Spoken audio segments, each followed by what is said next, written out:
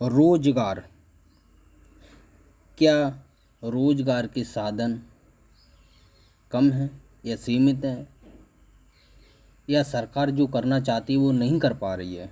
ये कई एक सवाल हैं। और जहाँ तक बेरोजगारी है और उनकी जनसंख्या है, काफ़ी हद तक है। क्या इसके लिए सरकार को कदम आगे बढ़ाना चाहिए, या कुछ हम लोग भी सरकार को सुझाव दे सकते हैं? इसी पर ये वीडियो बनाया है। आए दिन हम लोगों ने ये देखा है कि हमारे देश में मान ली सरकार का पैसा है, वो जनता का सरकार का।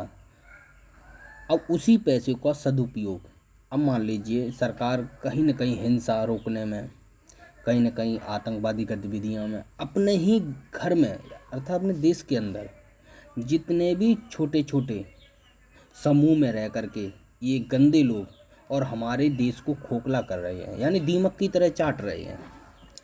इसके लिए हमारी सरकार का अथक प्रयास और समय और पैसा सब बर्बाद हो रहा है। क्या इसके लिए हम ये सुझाव नहीं दे सकते हैं सरकार को, या गवर्नमेंट से ही आवेदन करें कि ऐसा करें? कुछ हमारे बेरोजगार भाई जो डिग्रियां लेकर घूम रहे हैं, एक ईमानदार हैं और एक सच्चे हैं, और जो देश के लिए कुछ करना चाह रहे हैं लेकिन उन्हें रोजगार नहीं मिल रहा है, इसके लिए हमारी सरकार को भी आगे सोचना चाहिए। जैसे हमें बेशक परमानेंट नौकरी न दे करके एक संविदा आधारित यानी टेम्परेरी बेस पर नौकरी दे, क्योंकि जनता इसलिए भरोसा करेगी। टेम्परेरी बेशक है लेकिन सरकार का सहयोग है, इसलिए उन्हें ये परमानेंट की ही तरह समकक्ष रहेगी। जैसे खुफिया विभाग हुआ, उसमें इतना हाई लेवल पर तो नहीं जा सकते, लेकिन एक सामान्य स्तर का, जिससे हम सरकार को गतिविधियों की जानकारी दे सकें। ऐसे रोजगार पैदा हो जाए जिससे सरकार का भी समय और रुपये बर्बाद ना हो, और आसानी से जानकारी ट्रैक कर सके कि यहाँ पर ये लोग हैं, गंदे लोग हैं, या इनके अंदर भारत को तोड़ने की साजिश चल रही है। ऐसे लोगों की ऐसी जानकारियाँ सरकार को कितनी अहम मजबूती दे सकती हैं, और हमारे देश को आर्थिक रूप से और शक्ति के रूप में उभरने के लिए कितना सहयोग करेंगे। जरा सोचें, हम यूं ही रोजगार खोजें, इसकी जगह पर सरकार को सुझाव दें। मज़ा देखिए, सरकार में भी लोग हमारी तरह हैं। वो कोई ऐसे नहीं है कि उनके पास में कोई ऐसा सिस्टम हो। अब वो वही करेंगे जो हमारी जनता उन्हें सुझाव देगी। अब मान लीजिए सरकार को जानकारी नहीं है, क्योंकि सरकार एक सीमित है, राज्य स्तर पर केंद्रीय है और केंद्र स्तर पर केंद्रीय है, क्योंकि वो हर जगह नहीं रह सकती। रहते तो हम लोग हैं। क्या हमारी ये जिम्मेदारी नहीं होगी फिर कि हम में से अच्छा व्यक्ति को रोज़गार भी मिला है और वो अपने देश के प्रति ऋणी रहेगा? और ईमानदार लोग, खास करके ये ईमानदार के लिए हम यही निवेदन करेंगे सरकार से कि सरकार रोजगार के साधन करे और हम इन गतिविधियों के लिए सरकार को जानकारी दे सकें। और उनसे क्या होगा कि किसी को ये भी नहीं जानकारी रहेगी किस विभाग में कैसी जानकारी सरकार जैसे चाहे उस माध्यम से ले सकती। एक तो रोजगार का ये साधन हो गया।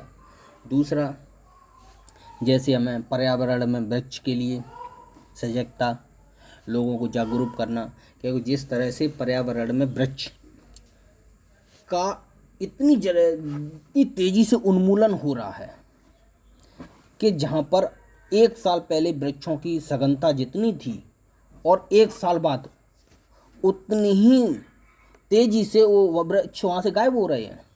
ये आर्थिक आकांक्षाओं के लिए इतना तेज़ी से लोग उसका हरण कर रहे हैं। इसके लिए एक मॉनिटरिंग टीम की तरह काम करने पर देश के हर एक जगह कोने कोने पर सरकार एक कम उनको आय दे करके, यानी थोड़े पैसे में भी देश के लिए ये लोग करने को तैयार हैं। बेरोजगार को एक रोजगार का साधन चाहिए। ऐसा नहीं कि वो भीड़ में धक्के खाते रहे। सरकार चाहे और हम लोग भी चाहें, ऐसा नहीं है, हम लोग भी सरकार को सुझाव दें, अपने निम्न स्तर के नेताओं से जानकारी शेयर करें, बताएं, और हो सकता है ये संभव, क्यों नहीं। हमें हमारा देश को विकसित बनाने के लिए, न कि विकासशील रखने के लिए, जो हमारे गवर्नमेंट का ये अभी 1947 का सपना है, इसे भी साकार करने के लिए। ऐसे तीसरा हो गया स्वच्छता। सरकार ने स्वच्छता के लिए रखे हुए हैं लोग, लेकिन एक उसमें निगरानी रखने के लिए गांव के स्तर पर भी कुछ रोजगार पैदा कर किए जा सकते हैं। ऐसे बेरोजगारी के हर स्तर पर सरकार को भी हमारे लोगों का सहयोग करना रहेगा, तभी हम सहयोग कर सकते हैं। नहीं तो धक्के ईमानदार के लिए कुंठित हो जाता है, ये अनुभव बता रहे हैं।